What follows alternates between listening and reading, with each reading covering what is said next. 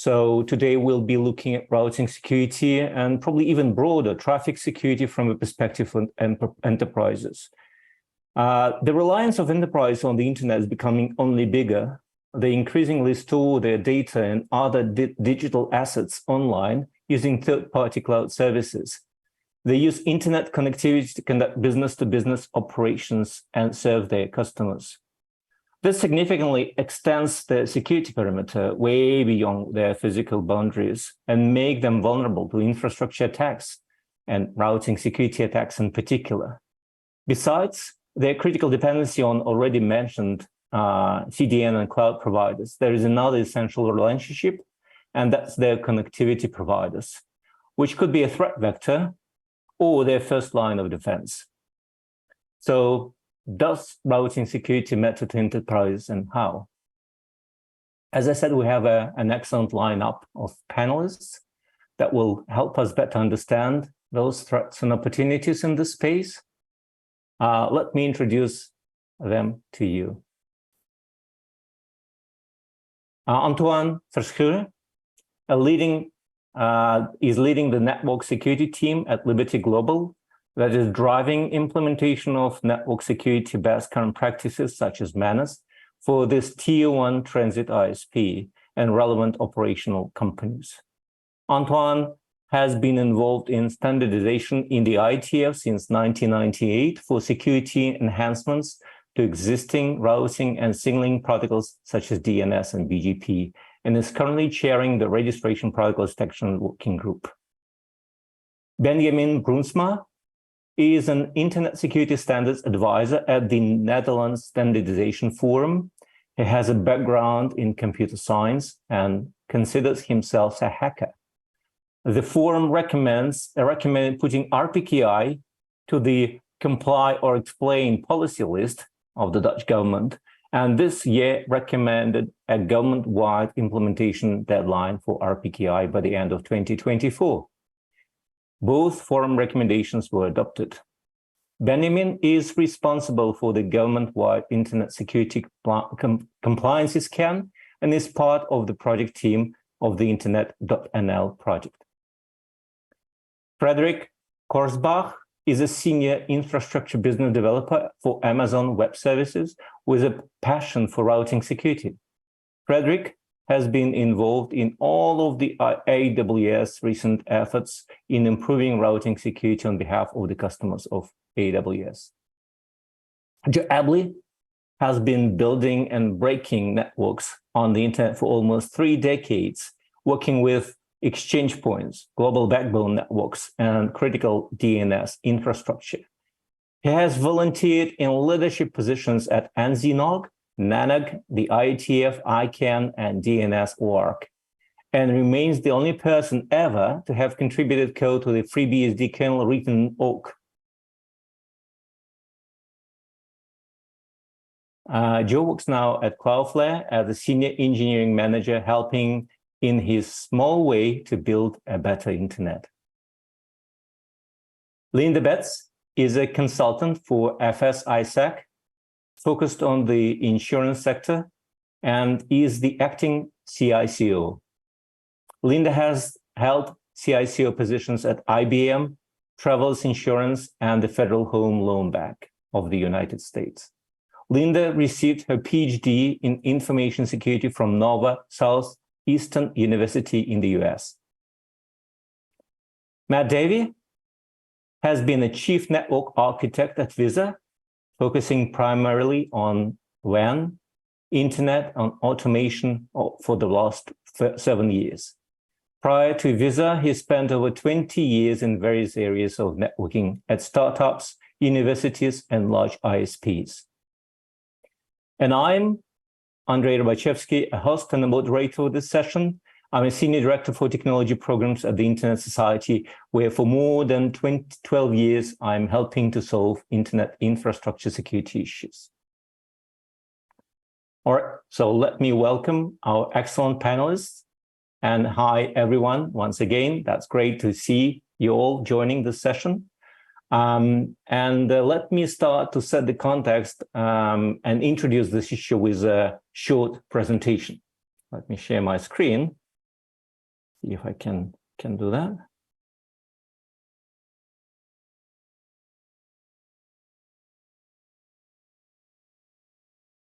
Okay, I hope you can see the screen.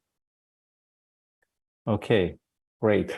So I will not go deeper into the issue of BGP security, because I'm sure that many of people in the audience, they're very well familiar and actually dealing with those issues in day-to-day. But for the sake of completeness, and just to remind all of us that the issue with BGP is that it was not designed with security in mind. And while networks exchange reachability information among themselves, they can lie to each other and therefore distort this routing roadmap of the internet. And as a result, BGP is vulnerable to both malicious attacks and human mistakes. Now, this is just to give you an example that this is not just a theoretical research question. BGP insecurity causes real world issues. And those are just hitting the headlines. And I picked up some of them, but I assure you those incidents happen every day. Some of them actually go unnoticed because they might disguise themselves as just connectivity loss or something like this. And before the real origin is, real causes is investigated, it's over. And another thing with this attacks is that because routing is so fundamental, many attacks on the higher levels, they use routing system vulnerabilities to mount them. For instance, this clay swap incident was a software distribution server which was hijacked using routing security, and so on and so forth. Now, a funny thing that BGP insecurity was known basically since the deployment of BGP. And yet we're making very slow progress in securing the global routing system. So the question is, why is routing security so hard? Well, here we have a clear collective action problem where every network has responsibility to implement basic routing security practices, but it doesn't bring immediate benefits to those who implement that. Moreover, you can say that security of a network is in the hands of other operators, and therefore the business case is not very strong. And even if you do everything right, your security there, right? So you cannot secure your network in the global routing system by yourself. So this is a classic collective action problem. One of the possible solutions to those problems lies in norm setting efforts, and MANIS is one of them. And MANIS stands for Mutually Agreed Norms for Routing Security. We have almost 1,000 participants now in this initiative, and this improves visibility, awareness of those issues, and their commitment. And their commitment is demonstrated by implementation of what we call MANIS actions. So we have different programs, as you probably know, in MANIS, such as Network Operators Program, IXP Program, CDN Cloud Providers Program. But actions sort of rotate around the same themes. They're very important, such as filtering, such as preventing incorrect announcement being propagated or emitted by a network, anti-spoofing, preventing traffic with spoofed source IP addresses, coordination, that is meaning that you're accessible to others, because attacks can spam the globe and you may need to contact not your immediate peer, but the network on another side of the globe to mitigate certain attacks. So coordination and availability of those contacts and their responsiveness is super important. And of course, because BGP doesn't have intrinsic mechanism to validate the correctness of the announcements, all the tools rely on external data sources where this routing information is stored, the intent. So correctness, maintenance of this routing information is of ultimate importance. And of course, tools and promotion. Now, well, I said almost 1,000 networks, but the internet is much bigger. We have about more than 74,000 networks. almost 1 million prefixes are announced on the internet. The question is it actually feasible to secure this? Also provide that this is a system which has no central control, which is distributed and decentralized. Well, there are two answers to this question. First of all, security is not a state, it's a process, right? So you can't secure the system, but you can make it more secure. And every network that joins, well, not necessarily joins Manus, but implements the base, at least base security line for routing security, it mitigates, even if slightly, the risk of routing incidents and mitigates and minimizes their impact. And another thing is closer to the theme of our session today is that if you look at this CADA map, which maps all networks in the internet and their connectivity, you see this very sort of big edge. And this edge are actually enterprises. And enterprises, while they're not making a lot of routing decisions, they make decisions on selecting their connectivity providers. And those can be and should be their first line of defense, securing this vast perimeter of the internet routing system. So there might be a business case here, and we're going to discuss this if that's true. So if you look at enterprises, for them, the internet is actually quite smaller. It's not all the 74,000. They have their partners, their providers, where they keep their digital assets, as I mentioned already, and they have their partners for business-to-business relationships. So, in fact, in connecting to those entities, they're not using the whole internet. They're using maybe one, maybe two, maybe three service providers. So if they can assure high routing security stance for those providers, I think they can assure certain end-to-end traffic security for their operations. So let me prove this. We did some research and we looked at some real live cases of, for instance, here of Australian banking. We picked up a few enterprises, a few banks in Australia, and looked at who are their connectivity providers and what is the path from them to their digital, to common places where enterprises store their digital assets, such as Rackspace, Amazon, Microsoft, Akamai. And, interesting thing is that there are not many intermediaries on this way, maximum 2 and sometimes 1. And also mapped the conformance of those connectivity providers to Manus actions. So you can see yellow is aspiring, blue is ready, and red is unfortunately lagging. So by selecting your provider wisely, which doesn't have red and maybe it doesn't have even yellow, I think you can improve your own security, your supply chain security. Another example, which is more about business-to-business relationships, here we have a connectivity graph for automotive industry, again, cherry-picking some of the enterprises, car manufacturers on the left, and their suppliers on the right. And again, you see, well, a slightly different picture, but if you looked at their connectivity providers selected by the car manufacturers and their connectivity providers selected by the suppliers, and in between, sometimes there are no intermediaries. So they, in fact, are in complete control, or should be in complete control of their supply chain. So here's a use case. As I said, select your connectivity provider wisely, and you can ensure that your supply chain is secure, or at least the risks in your supply chain are minimized.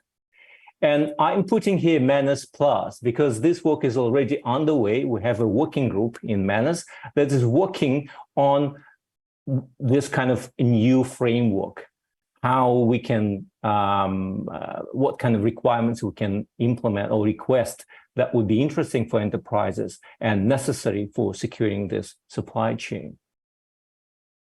So what does this plus mean compared to Manus? Well, first of all, stronger and more detailed requirements, high level of assurance and conformance. Although in manners, we already have certain level of assurance, but here we want to get deeper. So it's really high level of assurance. So if someone you're contracting is manners plus provider, you can be sure that they implement all the requirements correctly. There is a thought of extended set of requirements, and we'll look into this in this session, covering a broader set of risks, not just routing security, but what we call traffic security, a wider, broader set of issues, and much more focus on demands of enterprise customers in various industry sectors. I will not go through all the requirements, but you will see them on the graph, and probably will look at them through the discussion with the panelists. Routing a path security, that's a common thing, doesn't need an explanation. It resonates with manners filtering requirement. Distributed denial of service attack prevention or protection. That's a new one, and we wanted to test if that's something that enterprise would be interested in seeing this capability in their connectivity provider. Anti-spoofing protection, well, that's similar to manners. Routing information, we talked about that. Operational communication coordination. Again, you can see this in base manners. New things are supply chain transparency. And what we mean here is that in the cases where there are more than one intermediary, you might want to see the whole sort of supply chain to your business-to-business relationship or to your storage of digital assets.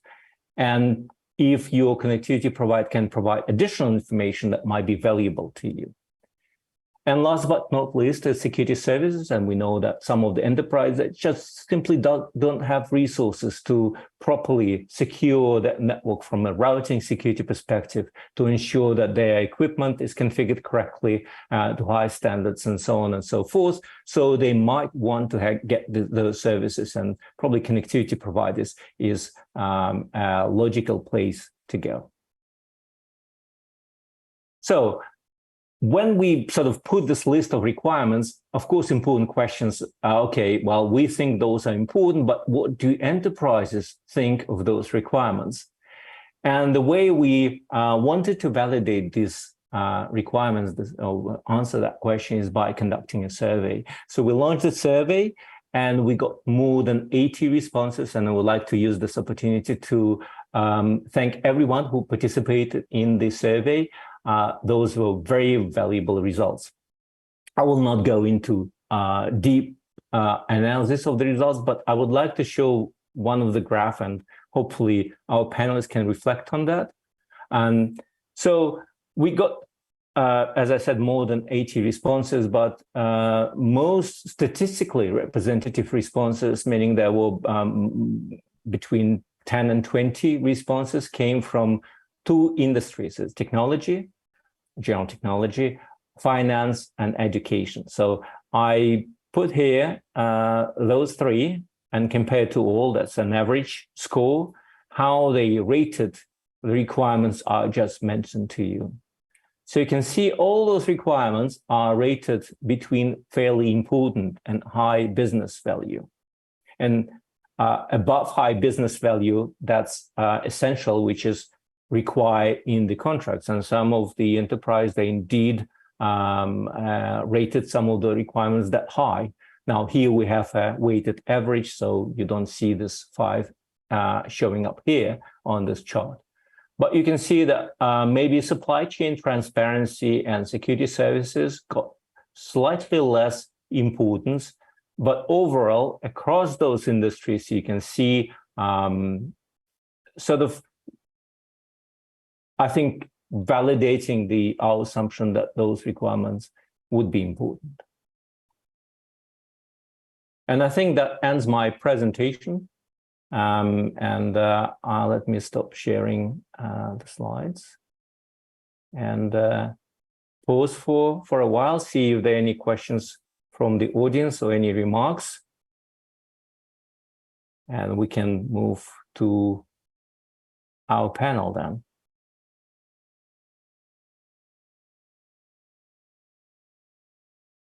Okay, Robbie? There are 2 questions.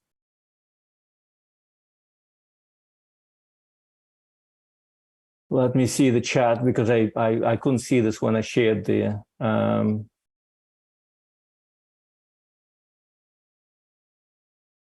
what metrics I used to assign. Slide 10. Okay, let me see if I can locate the slide. 9, 10, yes, okay.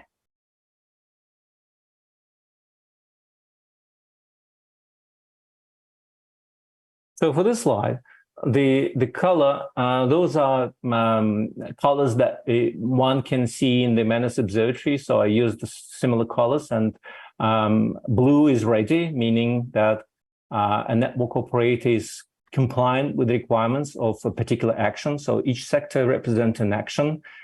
F, filtering, C, coordination, IRR is that routing information is properly registered in the IRR system. RPKI means that routing information is properly registered in the RPKI system, and route origin validation, that's not an action in Manus, but we thought would be useful to just see in this particular picture. So blue is ready, meaning fully compliant. Yellow is aspiring, meaning that it's not fully compliant, but it's not as bad. We have a certain sort of, ranges where we assign this label, and lagging, meaning a network operator is not compliant. For instance, they register less than 50% of their prefixes in RPKI or IRR, just to give you an example. Does that answer the question?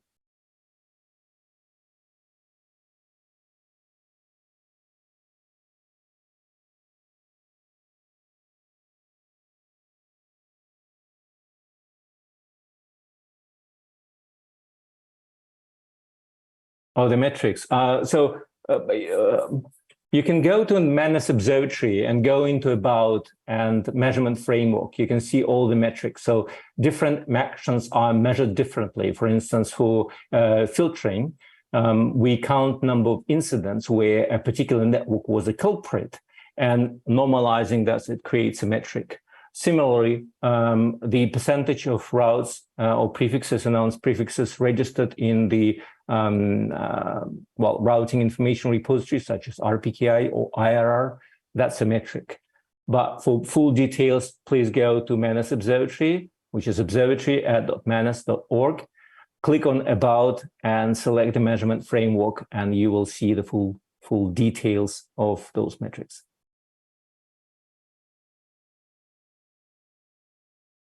Okay, are there more questions I missed?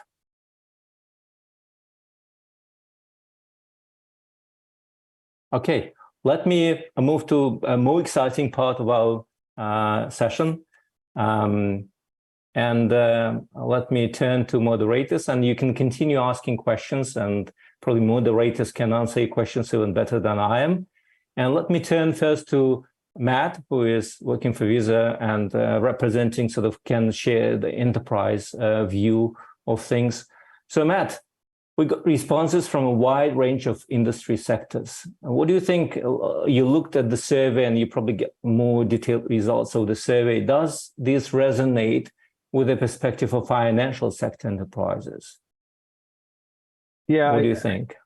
Yeah, I think it does. I mean, one interesting thing from your survey results were particularly for financial, were the importance of DDoS relative to the importance of routing security. And the numbers on DDoS were significantly higher in terms of importance to the business. I thought that was a really kind of interesting observation from those responses, right? One, it shows that the internet is very important, obviously, from the DDoS perspective. I think particularly in financial, there's a tendency to think of people having private connections directly to their business partners to do their the business, and that's the most important. But obviously, given the importance of DDoS, the internet is also very important there, and the relatively lower importance of routing security obviously could could have to do with just the incidence, right, of DDoS versus the number of instances of routing security leaks.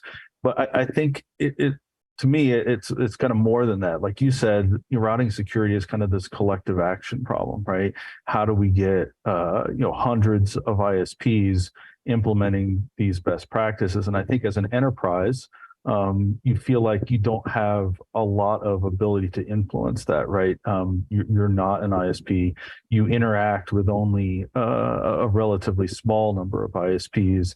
So your ability to kind of influence that and drive that direction doesn't maybe feel like you have much of an influence there.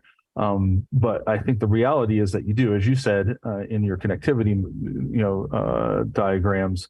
It's not like you rely on hundreds of ISPs to get all of your traffic through the internet. It's probably a fairly small number, and so I think there really is an ability to influence where it makes sense for you as a business and the majority of your internet traffic, particularly if you have the ability to kind of drive that through your procurement process. Yeah, great point. And the point you're making, the last point, is that, so do you think that enterprises really see their internet connectivity as supply chain issue, or do they see sort of this great internet of unknown that is a big threat, such as DDoS or something like this? So is there a chance they will look at the small internet, the critical part of the internet that they need to secure supply chain security? Yeah, I do think so. And I think the main thing is that they need, the tools to sort of drive that, right? And to vet their suppliers. And I think, the challenge of that today is that ends up being kind of a long technical conversation, right? You have to have your engineers ask your providers, do you do prefix-based filtering on your customers? But not just that, do you have a process in place to make sure those always get implemented? Do you automate that? Do you have an audit process to make sure if those get removed, that gets caught and they get added back? For your customers that you can't do prefix filtering on, do you have AS path filtering? Do you do prefix limits? It becomes this kind of long, drawn out technical discussion. And that's something that's, I think, challenging to drive through an enterprise procurement process, right? What you really need is something that you can say, do you meet this standard, yes or no? And if you had that, it would be a lot easier to drive sort of the demand side of this equation, right? Where you can just say, put this in my RFP. And even if that's not everything you would like to see, it meets a certain baseline. And that would really help drive, the demand side. Excellent points. Thank you. Thank you, Matt. And let me switch to Linda, because Linda is working for FS-ISAC. And Linda, you have a lot of members from financial sector. But it's not specifically financial sector, but we had several attempts to reaching out to industry sectors outside telecommunication, right, with issue of routing security. And it doesn't necessarily resonate all the time. They understand the threat, but it's not in their the critical thing that they need to work on. Routing security is something other day, maybe. So what's your perspective? You also saw those connectivity graphs.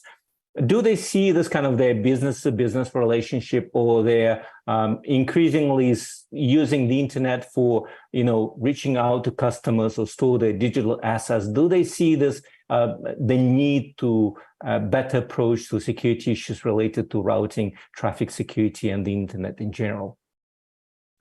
Yes, I think so, but Matt answered the question really well, and I had the same kind of notes. So I almost want to start out with the fact that the survey said in the financial sector that DDoS was more like 95% high and essential, versus the routing security and supply chain was around 60% high and essential.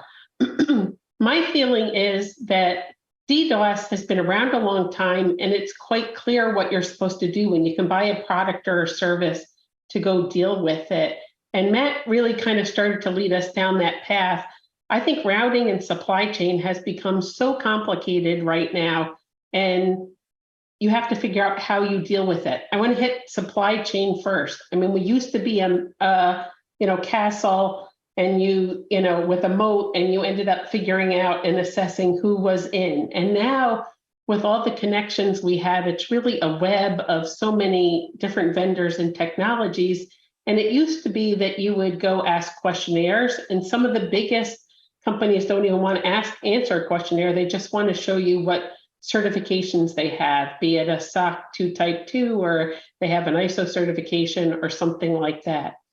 So I think supply chain is so complicated right now. People don't know what to do on top of what they're doing today. They're doing questionnaires, they're looking for standard certifications, and that's not good enough because there's attacks on the supply chain all the time, and people are going from one crisis to the next.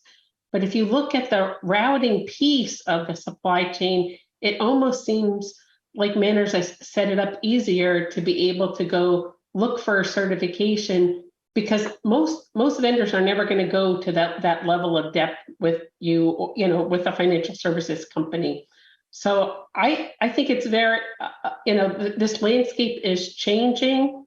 And I also think that financial services companies are trying to figure out how to advance what they're asking their vendors. And if they can ask it in a very standardized way, that becomes a whole lot easier than trying to go into detailed questions, which most vendors won't spend time with you on. Excellent point. Thank you very much, Linda. And I think, yeah, that resonates with what Matt said, that there is a lack of tools. Well, if you call like a certification a tool, easy way to assess your supply chain or framework that helps you to assess your supply chain in that particular domain. But let me turn to sort of connectivity provider, right? The very important intermediary that can help a lot. And let me turn to Antoin. And Antoin, so according to the graphs, and I mean, take that with a grain of salt, it was some research. We didn't validate those paths with connectivity provider, but those are feasible paths. So we see in many cases, the path between the enterprise and the assets or their business partner doesn't exceed one or two intermediaries, right? Does it mean that connectivity provider can significantly mitigate risks to end-to-end routing security for enterprise? Can they sort of, you know, market their position as securing providing end-to-end security for enterprises? And when there are more intermediaries in the path, how can enterprise, from your perspective, evaluate this end-to-end security? Yeah, well, good question. Before I start on actually answering the question, and to make it a little bit more interactive, I want to challenge something that was said by you, Andrei, also by Matt and by Linda. The first thing is, you know, enterprises, they don't see immediate benefits from implementing routing security, and I want to challenge that. Let me start with telling a little anecdote. When I started in the ISP business 29 years ago, very simple things like domain registration or IP address registration was done by our secretary during her lunch break, because it was considered to be only a administrative one-off thing that needed to happen because somebody told them to, but nobody actually realized that it was very important in the whole routing security. So now that in the past decade we have been implementing these routing security measures, people, and especially enterprises, you know, law firms, all sorts of companies whose primary business isn't networking, they did this 20 years ago, forgot about it, and never actually monitor it or go back to it. So there is something that they can do, because now there is routing security, and it makes a difference when their administration is in order. And to give you a little bit of experience on what we saw when we started doing routing security 5 years ago, when we implemented RPKI validation, we saw that 80% of the network incidents didn't cause outages anymore, which means that the network became a lot more stable for all our other users. When we implemented source address validation on our network, we saw that 20% of traffic that is usually abused in DDoS attacks like amplified DNS traffic or NTP traffic, it dropped by 20% and nobody complained. So it means that we got a lot more capacity on our network by blocking this illegitimate traffic. And the best part is, of course, our customers don't pay for illegitimate traffic. They only pay for the legitimate traffic that they send to us. So it does have an immediate impact if enterprises, one, make sure that their administration is in order for themselves, but also choose a connectivity provider that is manners compliant, because it means stable connections, it means more capacity for their networks. So it does have some immediate benefits. So now back to your question. When there are multiple players in the path, how much impact does it have? Well, when we look at the incident, especially the routing incident, 95% of the incidents are still, indeliberate mistakes. People that don't have their administration in order, they forget to add route objects or delete stale route objects. They don't have RPKI ROAS implemented. They change routing or they change their provider and they forget to adjust these things. That's 95% of the routing security incidents that we see. That means that from a security monitoring perspective, or from an engineering perspective, whenever a new incident occurs, everybody's saying, it's probably some engineer who did something wrong. It will probably be fixed within a week. Let's ignore it and not look at it. And then the one time that it is a serious malicious attack, everybody will think it's a false positive. So I think that in order to be able to secure the whole path, the first thing we need to get rid of is these mistakes that we see as routing incidents. And actually, when we do that, we will be able to see the whole path security. There's a proposal now in the IETF, at least, for ASPA, which means you track basically the security of your whole path. And once that's implemented in a few years, you will be able to be notified when something in the path is not secure enough. So that's in the future. But you're right. I do think that indeed the first thing you need to do is start looking at yourself, make sure your administration is correct for all the resources that you have. And then the second thing really is choose a manners compliant infrastructure provider, because it will not only make you more secure, it will also mean that you have a more stable network and you have more capacity. And then the second thing, of course, is to have suppliers on the other end of the path. And I think that somebody else is going to talk about that when we're talking cloud providers. If you choose cloud providers or other service providers that are manners compliant, then you basically have the two the 2 points in the path already secured, and it's only less than 1% that will be of an issue, and we will easily be able to spot that. Great answer, thank you, Antoin. And to your first part, where you said that it takes two, or actually many entities to play tango, I'd like to see if Linda or Matt would like to respond to that.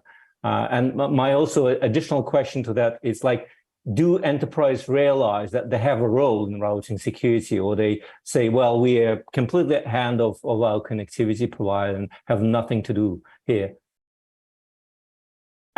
So from a financial services perspective, I mean, I think the members are absolutely interested in understanding all of that.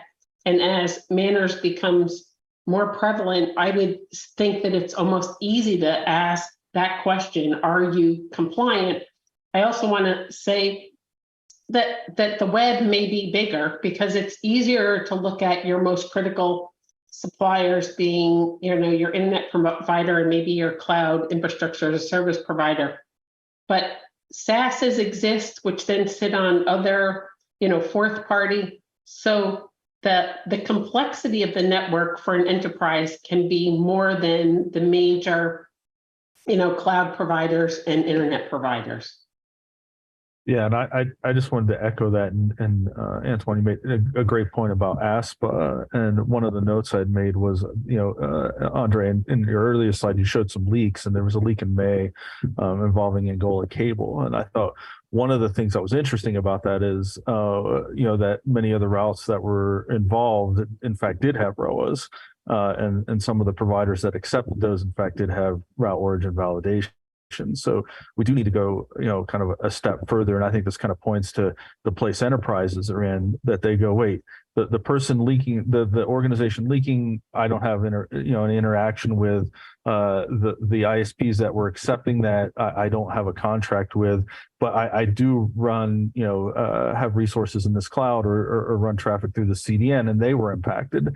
So you're really 2 or 3 levels kind of removed from, directly being able to impact, the prevention of that, which I think speaks to kind of how enterprises feel maybe a bit, disconnected and being able to influence and stop those events.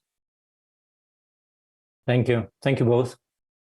So, well, let's look at the sort of endpoint, so to say, but maybe not just endpoint, but also some, transit point. And look at CDN and cloud providers, what's their perspective. And Joe, maybe let me start with you. So in many cases, enterprise customers, they interconnect directly with CDN, right? And Cloudflare has a lot of points of presence, but sometimes they're intermediaries in the path. So what can Cloudflare, or what does Cloudflare, or just in general, CDN or cloud providers do to ensure traffic security in both scenarios? Well, I think it's a mistake sometimes. People think about cloud providers and other sort of infrastructure as a service providers as being some sort of black box. They can just, some sort of magic that happens. If you use the magic box, then everything is fine. But I think the important thing to realize is that cloud providers are enterprises just like everybody else is an enterprise. Everybody has a responsibility to control, to the largest extent they can, the performance and the availability of the services they provide, which includes all kinds of aspects like being able to handle excess traffic, being able to mitigate it, being able to propagate routes in such a way that you can be more confident that they arrive where you need them to arrive. So I think the question about what do cloud providers do is interesting, because cloud providers generally have the resources to do things at scale that an enterprise can't do. Same way that a cloud provider might be able to deploy compute at scale that an individual bank might not find feasible, and therefore there's an economy of scale. Same thing when you're buying outsourced network and network reliability, which is really what companies like Cloudflare are doing. So Cloudflare can afford, as you said, to deploy 350 points of presence globally. We can reduce that supply chain between our points of presence and the consumer, if we think about an end user, by deploying in 350 different places. You can't do that if you're a small enterprise. It doesn't make sense. But you can do it if you have a large number of customers and can build at scale. So I think, what we look at is, when we look at routing security, cloud providers are not different, but they have greater resources to put to play. And I think we get to do the full spectrum. And I think Manners has done a great job at emphasizing that routing security is not something you just turn on. It's not a checkbox. It's not just deploy route origin validation, or it's not just publish ROAs, something else like that. It's a whole spectrum of stuff, which really involves a full awareness of exactly where your route's propagating, what routes you're receiving, what that's doing to the traffic, and how you moderate this in real time. And again, that's something you can do at scale when it's your business to do it, not so much when, availability across the internet is just a cost and something you prefer to outsource. So I think all the things we do are good, but I think what's more obvious when you do this stuff at scale is that what we're doing today is, on a good day, adequate for today, but we have a lot more good things we could do in the future. A lot of those things also require collaboration. A lot of those things require standardization. Antoin mentioned a couple of them in the IETF, but even some basic things, like onboarding prefixes. You might worry about prefix hijacks from an obscure part of the planet, but what if somebody just onboards your prefix onto a provider like Cloudflare or AWS and advertises it from their infrastructure?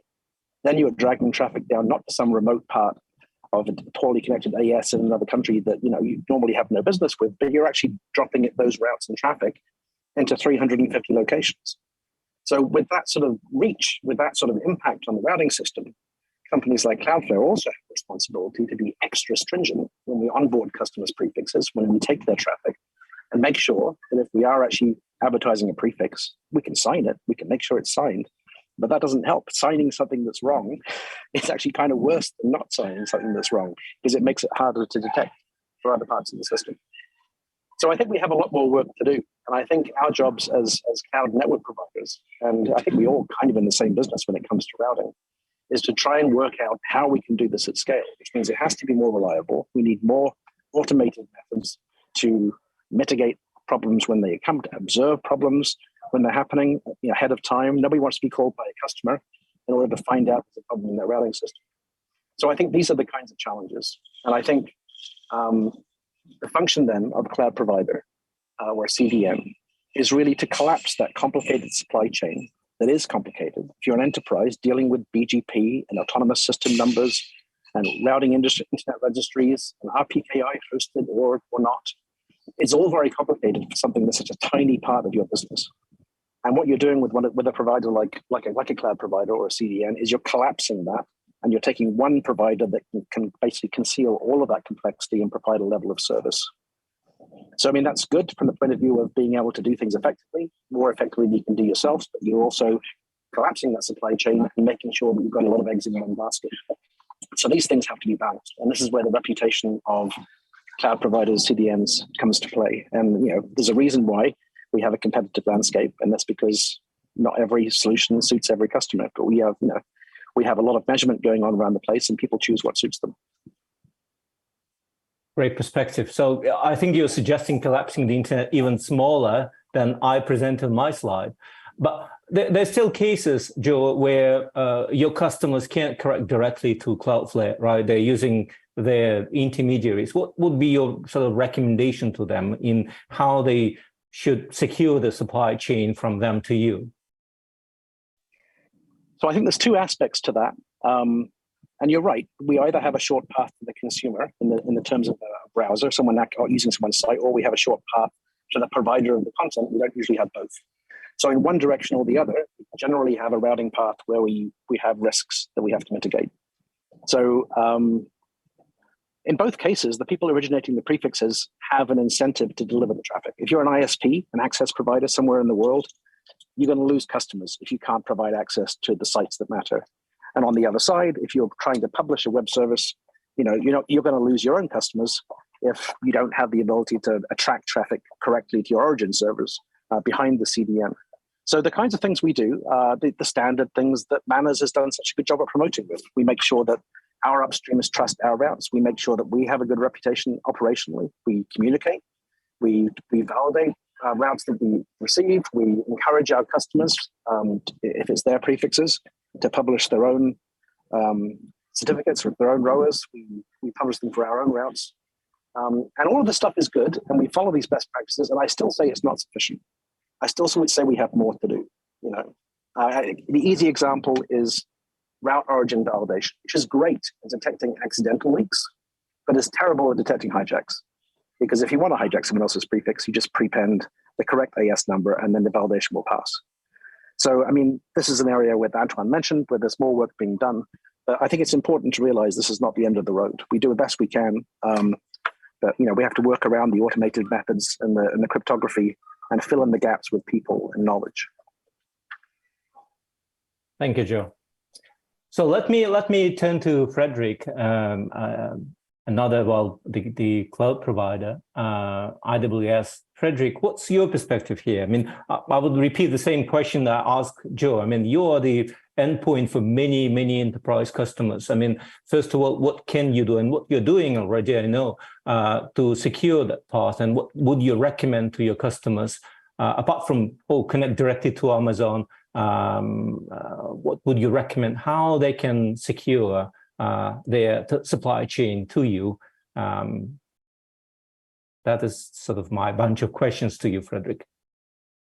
Yeah, thanks, Andrei. Yeah, I lost about 10 minutes of conversation here. I had to switch to a mobile internet, unfortunately. So hopefully I will not repeat myself that much. No, I mean, I just have to repeat a little bit what Joe said, right? Like I essentially agree with everything.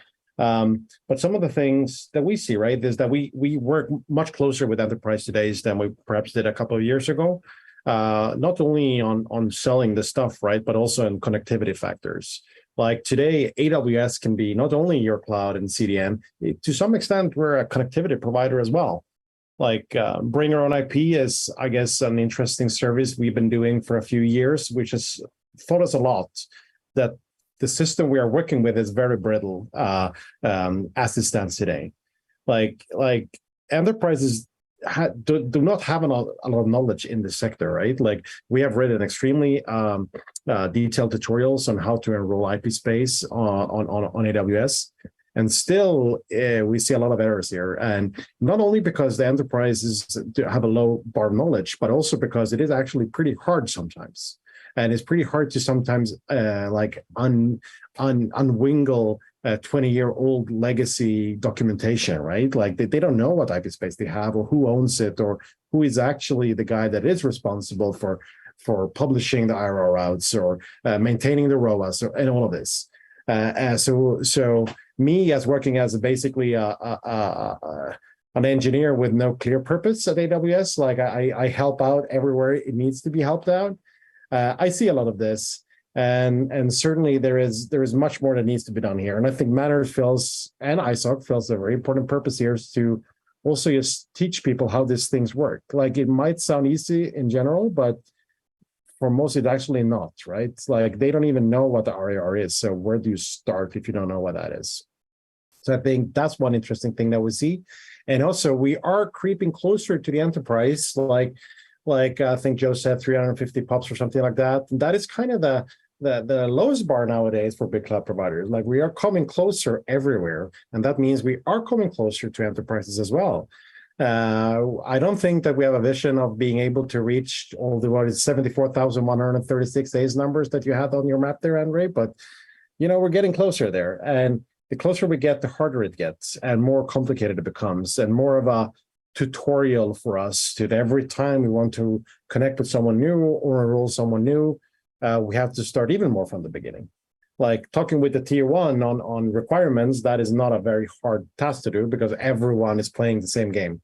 But working with a small enterprise that got their IP addresses in 92 and has never touched them since, that's a bit harder learning experience. So I think that's a big thing for us coming for the next 1 to 5 years that we need to think about.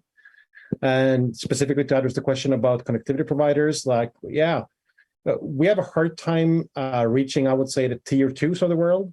Like we are typically not customers of them. They can be customers to us, but we don't have a customer provider type of relationship with tier twos typically.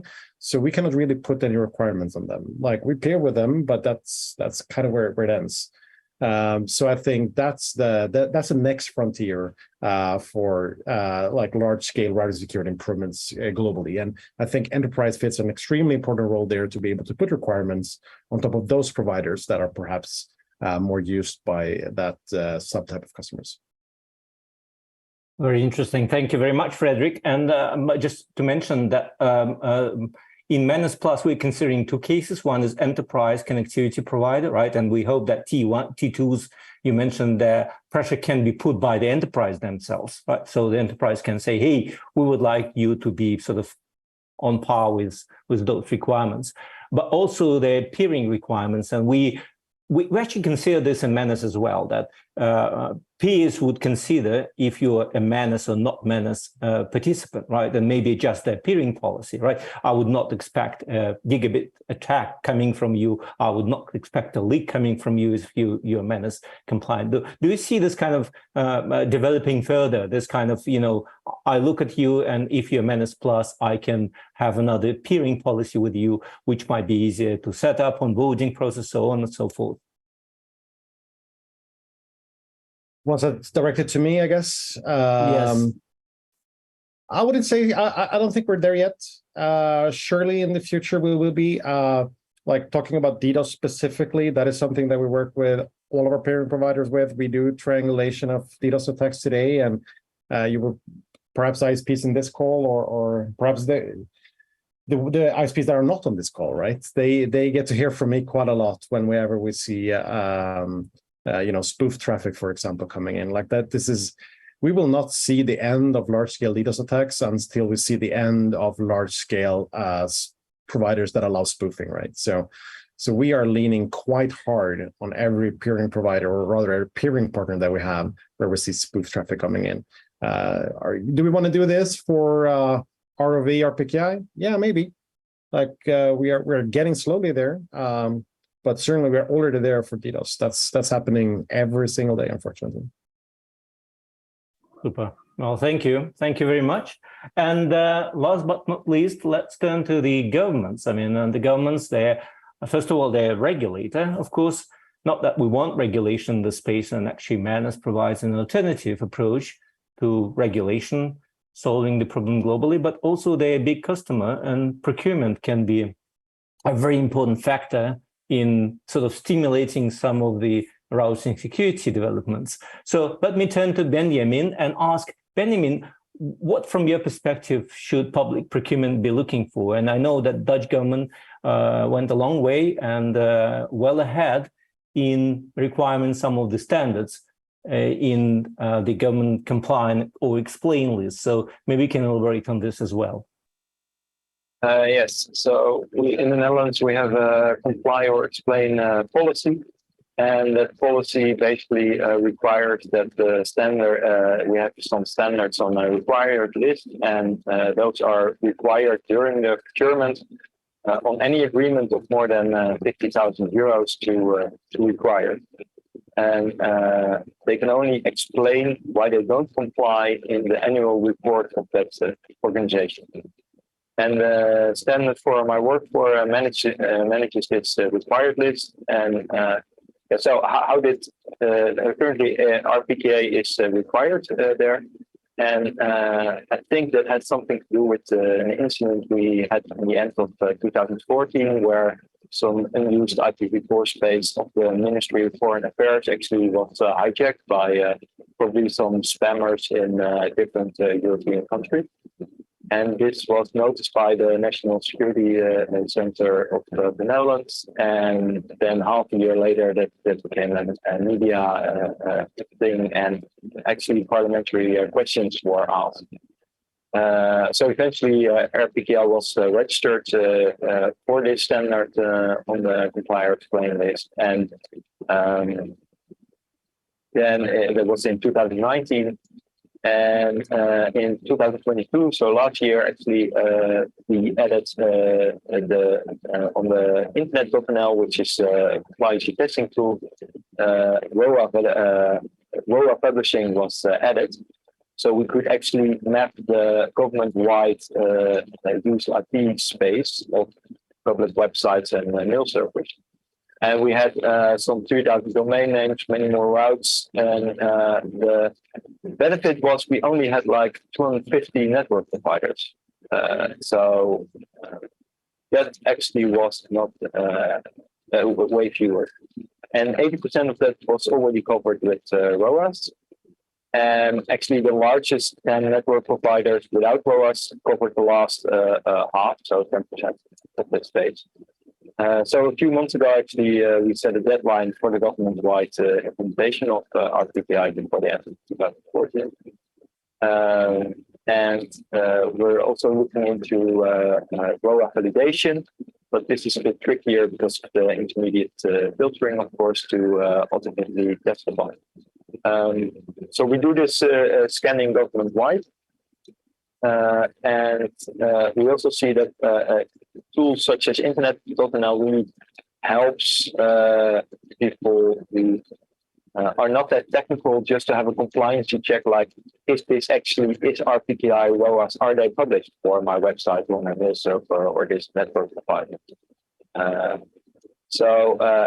then if it's on the required list, it becomes kind of a default thing to add in the procurement phase to the requirements, and then if it's on the requirement list, we also check for compliancy, and they get a half-year report on that every government organization. And the top of the ministries also are pushing everything down that everyone should be compliant. So that really helps a lot to put this kind of internet security default standards on such a required list. yeah, currently, of course, manage is in procedure to also become to be put on a complier and explain list. I cannot say much about that because it's in a procedure. But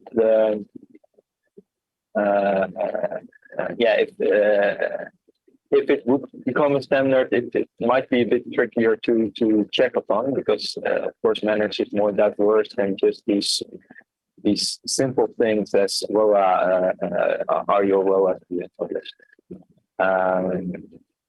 But yeah, just putting these things into the procurement process really makes it, yeah, easier to end up with proper internet standards.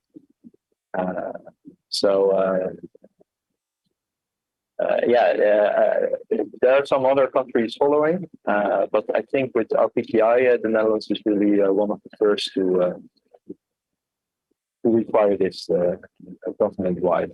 And because the government is such a large player, we also require it for example, mobile contacts and other stuff. So really large network providers who don't do, for example, ROA validation yet, are basically forced to do so very soon, or they will not get contracts from the government, and that's of course a million industry. So then the business case to implement these standards kind of gets solved automatically.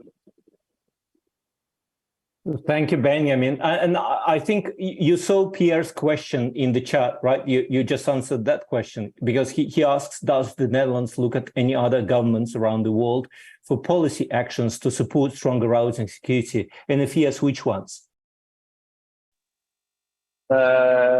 For routing security, yeah, I haven't seen other countries that went further than the Netherlands. But we are looking around, especially in Europe, Denmark, Czech Republic, to see what those countries are doing, because they also put quite some internet security standards on requirements to implement government-wide. So we're looking into what these other European countries might be doing. Great, but I don't think they go that far on the routing security as the Netherlands. Well, it's a good example of leading by example, and I think in our policy and messaging we also recommend governments to lead by example, and also use this in procurement practices. So I think that what you're saying, it works, right? It creates an impact. Just additional question, you saw the requirements that we're developing for Menace Plus. Do you think those package of requirements, which goes wider than just RPKI, and doesn't include DNSSEC and other great things as well, but focuses specifically on traffic security, do you think that would resonate with something that Dutch government agencies would be interested? I'm not asking for commitment, just in general. I mean, do you think it's something that is congruent? It's a bit tricky to comment on these standards because it's in procedure. So okay, I cannot really do that at the moment. Sorry. Well, thank you very much. Thank you for your intervention. So we have some time and we have questions from the audience, and please, if you have questions, keep them coming. I mean, we'll collect them and have some time dedicated to questions and answers. But I would like to follow the Antoin example and see if there are any questions any panelist wants to ask of any other panelists. I posed the question, right? So I heard Joe saying, the problem is often with how do you ask your customers to handle resources when they are not used to it. And I was thinking, and this is a question especially also to Matthew and Linda, what would happen? For example, we have a rule when you want to announce prefixes from RAS that your route administration is correct and you have ROAS. For our transit providers, we say you need to have proper routing administration, and otherwise we will probably block you in filters. Now, can we come up with a common set of rules for accepting prefixes from enterprises so that whenever they hit a wall at one provider, they hit the same wall at the other provider, so they will have to sort of like dig into the same rules and requirements. What would happen, and Linda and Matt, if you had to choose between a provider that would set these rules and a provider that wouldn't set these rules? So if I were to say to you, okay, I want to route your resources, but you need to delete this stale route object first, and you have to create a ROA first before I will do so. What would happen? Is that something that perhaps should be in a Manners Plus as well? That we should ask our customers to verify resources before we route anything for them? Yeah, and maybe I don't work for a representative small enterprise for sure. So we're maybe in a little bit different position, but I mean, we would, expect that, from any place we get service from. I mean, even I go back to essentially working for a small regional ISP years ago. Our providers would always ask to have, IRR entries, to basically have all that cleaned up. I mean, that just seems to be expected behavior from any ISP that any significant enterprise would want to do business from. That's my perspective. Yeah, from Joe. Yeah. Yeah. So I think this is a good question. I actually manage, one of the teams I manage is the addressing team in Cloudflare, which is responsible for, in part, building the systems that allow customers' BYOIP prefixes to be onboarded and then advertised by Cloudflare. So this question of what barriers do you put in place for that is something that team feels every day, because this is significant friction for a lot of enterprises. Enterprises have gone out, they've spent money, they've had to deal with IP brokers, made a deal, they've finally got some addresses, and they say, finally, here it is. And then to be presented with a series of barriers that say, okay, well, you need to use this weird text-based interface that looks like it's from 1984, and you need to register this object with a maintainer object that you also don't understand. The trouble is, skipping these parts means that you end up with a prefix that harms your reputation as a cloud provider. You originate a prefix that's not clean, and suddenly you find other people less willing to deal with you. So I think, it's a bit self-serving, but my advice to enterprises would be that if you find a cloud provider or a network provider that's willing to advertise your prefix without these barriers being in place, then be afraid, because this is a provider that's probably going to struggle to maintain the level of availability performance that you need. And it's probably going to be a nest of all kinds of other traffic that you're interested in. So it's difficult. I mean, I think a lot of this industry is still based, even today, on this concept of a paper-based lower, a letter of agency, which dates long back before the internet. It's a PDF these days, which has got a Photoshopped letterhead on it and some canned text that says, I authorize this AS to announce this prefix on my behalf. Very few people read them. I suspect for a lot of providers, if you just sent them a blank PDF, it would be fine, because nobody's going to open it and look at it. And I think this is something that we as an industry have to deal with, because this is not sufficient. I think we need to take this a lot more seriously. I think it's great to imagine that we could insist on cryptographic controls for every single one of these things. We could use RPKI as a PKI and not just as a means of publishing route origin validation information. But we have to also acknowledge that this is not easy for most of our customers. The kinds of customers who are going to go to the trouble of buying a /20 to announce are not the same people who have the resources to be able to deal with that level of complexity or to maintain it in a safe way.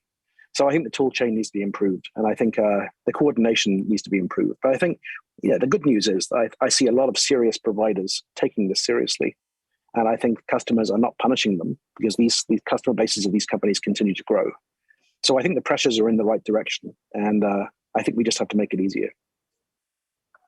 So if I were to even lean into what Joe and Matt had said, it doesn't sound like we're not at the point that we have a ubiquitous accepted way. And what I see working with the financial services companies, it's usually some of the largest organizations that have the depth and the technical expertise. And then as they solve these problems and they're sharing, it ends up being shared and implemented by some of the medium and smaller companies. So it seems to me that's how it's got to happen, because in some small companies, they have a handful of IT and security people. They can't possibly know this level of depth, and they just want to be able to follow a standard. So I think it's getting all the standards and the best practices set and then to roll it out. That's great to hear. I see a hand from Fredrik. Yeah, I want to follow up there on Joe, +1 on basically everything there. And I think, like we start with the LOA, right? So that's the kind of the first line of defense, right? I think when we launched BYP, we actually did have an option to have an LOA. It was for a specific customer that simply couldn't register routes. I think it took like 2 days before that vector was abused, right? With Photoshop, right? Like, so we had to take that away, obviously. The next thing that we have that is still present today is that we put like X509 certificates in IRR records. In the beginning, we allowed every IRR source for that, including like AltDB and these ones. That took about another 2 days before it was exploited, right? So like in a total of like 4 days, all the possible ways to exploit this was used, right? So today, we cannot accept from any of the unauthoritative IRR sources, and we want to take it an even step further, like even delete that thing completely. Like my dream and my vision, and one of the things that I do at AWS is how to get rid of IRR completely, because the system is so broken anyway. Like, why are we even trying to do live support? Right? So like the future is RPKI, and it will probably also be ASPA and perhaps even BGP-SEC, right? And I think we are in a good position to, never go back on any of those promises, right? Like, so far we haven't. The same thing, whenever we started with origin validation back in the days, we built a whole exception system. It's like, oh, how do we accept something that is invalid? And how do we use it? How do we break that glass and make sure that those things work? Because we were super afraid of, hey, here comes super large customer number one. They want to announce invalids to us. We need a function to be able to essentially set aside all the routing security things that we have in place. So far, since 2019, when we implemented it the first time, we had 6 requests to use it. We never used it. And I think it shouldn't really be much difference for an ISP of any size or way, that if you're just, that you have a good cause of building all these sometimes fairly convoluted systems, then I think the customer will understand that this is actually for the greater good, and not because you're trying to be, overly cautious about anything. It's actually, those are the providers that we want, that have the highest requirements and has all these processes to actually make things work. Right. It should be positive marketing spin, right? You don't consider Not3 as a barrier to your deal, but as an important control, right? Yeah, very good point. Okay, we have some time left, and I would like to stimulate the discussion by throwing some questions from the audience. Robbie, how many questions do we have? Okay, we have 5 questions. How shall we go about that? Maybe you can just read them aloud one by one, and we'll see who answers that. Okay, a question from Pierre. Thank you for your presentation and the panel discussion. My question is the following. Does Menace Plus constitute the future direction of Menace project? Plus, are there any others? And finally, are there any ways individuals with an interest in Menace university students could get involved in this endeavor? Well, maybe I'll take this question. And Matt, who is my partner in crime, we are chairing working group, Menace Plus working group together, can jump in. So Menace Plus is part of the Menace development, right? It's not necessarily the future. Menace is the base, and it will continue to exist. And it focuses more on what we call this collective action problem. Menace Plus more focusing on enterprise connectivity provider, their cloud provider relationship, right? And we're looking for a better articulated business case to stimulate routing security globally, right? While Menace stimulates the norm setting to move the needle.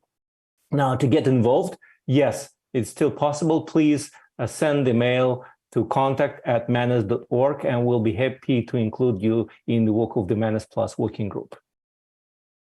Matt, did I cover everything? Yep, I think so. Okay.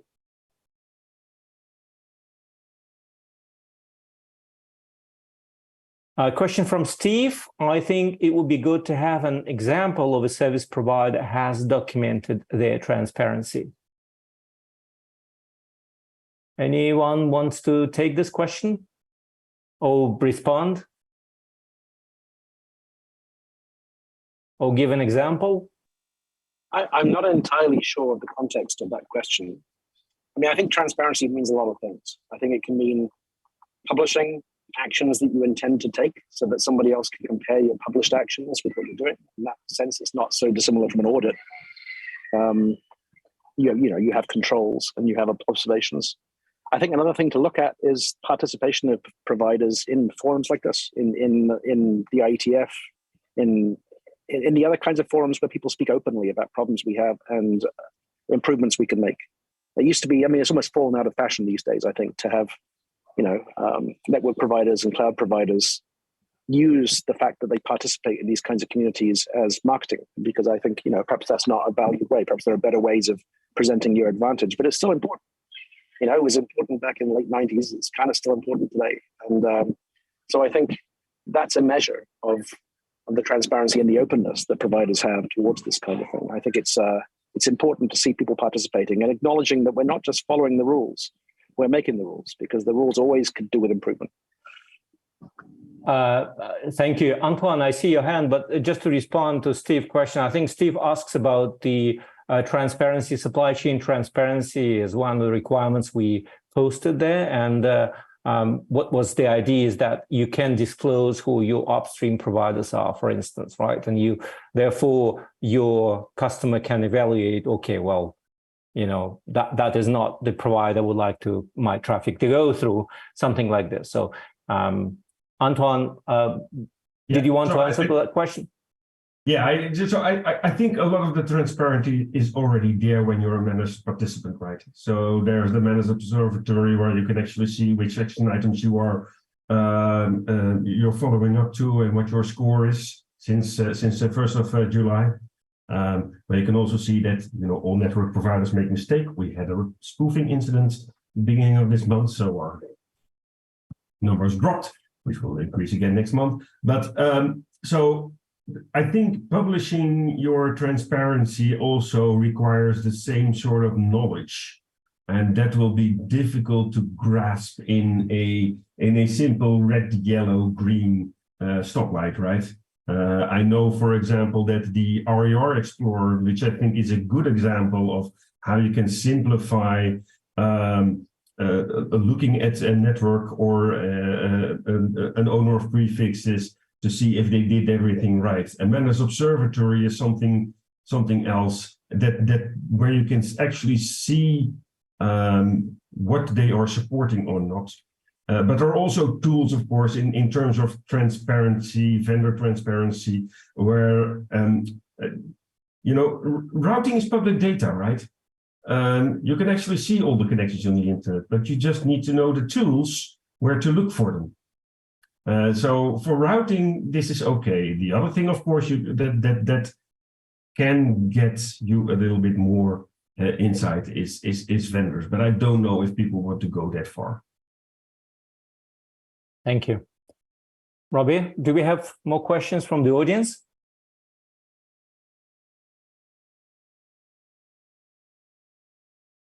Okay, there are two questions from Justin. Do you think there is a way to hold entities accountable for supply chain risks and or incentivize them to lean forward?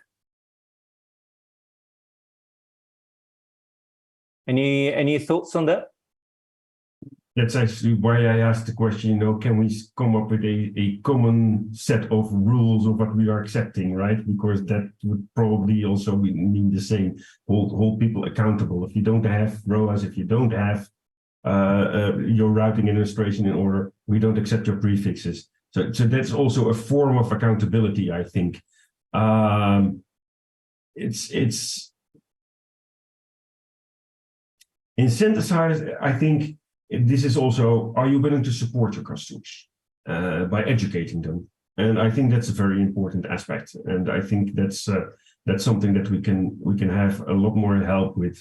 And that's also why Manners, I think, is doing a good job by saying, you know, simplify requirements by saying, you know, if you're Manners compliant, if you have a certain score, then it will simplify incentives for others to be compliant too. Because in the end, I will hope that, you know, RFPs will have Manners as a requirement in there. Yeah, and just to add to this, I mean, in the survey, we asked those questions and some of the entities answered that they require some of the requirements, not so much about the risks, but they require those requirements in the contracts.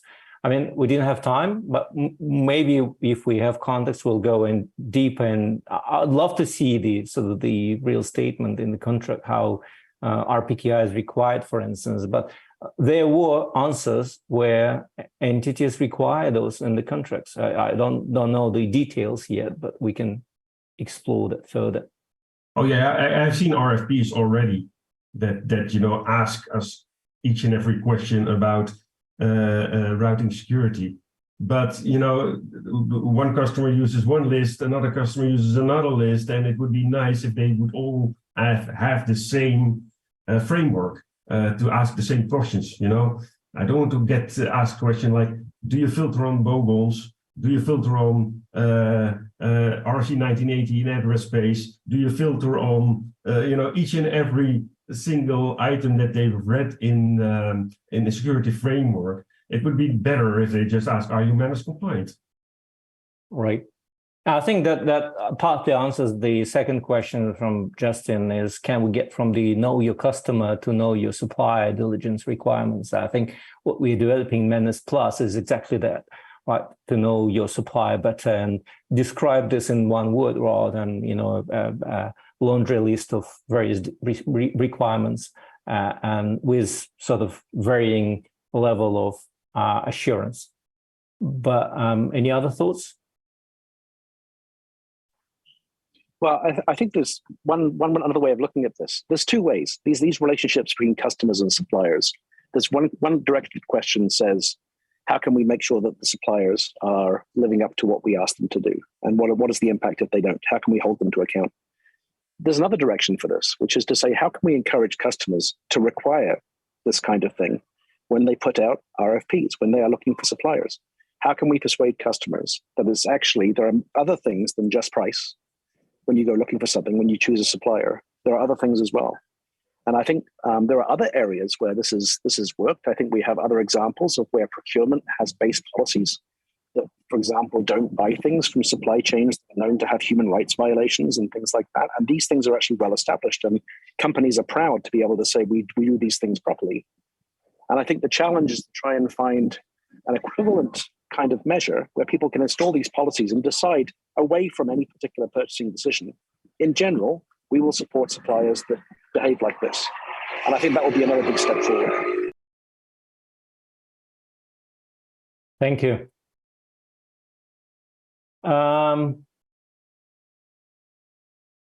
Yeah, and Benjamin adds to that, it's also important to monitor on RPKI because it's always easy just to check the box during procurement without actual checking. That was actually another question in the survey, and many people asked that they use tools to check the requirements, but many of them, and probably majority, answered that they rely on the explanation of their supplier, which probably a checkbox. Okay, now we have no more questions, and I think we are ready to wrap up, and I think we have polls coming up. before we're doing this, I don't know, maybe I'll just get off the air, but I would like to thank all the panelists. I mean, great input, great conversation. I personally learned a lot. So thank you very much for this panel, and thank you for the audience that listened to us, and we are going to the poll. Thank you.